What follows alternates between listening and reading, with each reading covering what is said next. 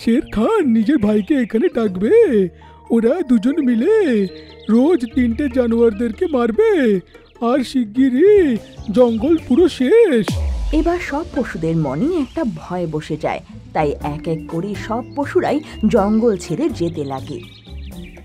সন্ধে হতে না হতেই সব পশুরা জঙ্গল ছেড়ে চলে যায়। সন্ধেবেলায় সিংহ যখন ঘুরতে বেরোয় তো জঙ্গলেও কাউকে খুঁজে পায় না, এমনকি পুকুর পাড়েও ও কোনো পশুকে দেখতে পায় না। শেষমেশ ও খুব চিন্তায় পড়ে।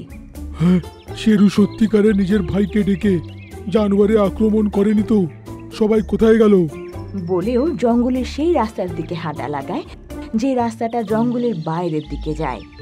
আর সেই রাস্তায় সব পশুদের ও জঙ্গল থেকে বেরোতে দেখে। শের খান তখন সবার সামনে গিয়ে দাঁড়ায়, আর ওকে দেখে সব পশুরা তক্ষণে থেমে যায়। কি হয়ে গেছে তোমাদের সবার? জঙ্গল ছেড়ে